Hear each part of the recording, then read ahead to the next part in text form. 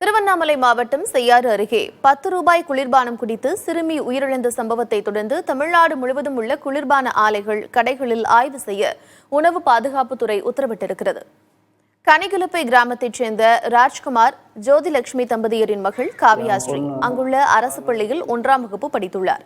இந்நிலையில் தனது வீட்டின் அருகே உள்ள பெட்டிக்கடையில் சிறுமி 10 ரூபாய் விலையுள்ள பாட்டில் குளிர்பானத்தை வாங்கி பருகியதாக கூறப்படுகிறது. அடுத்த சில மணி நேரத்தில் சிறுமி மூச்சு திணறல் ஏற்பட்டு மயங்கியுள்ளார்.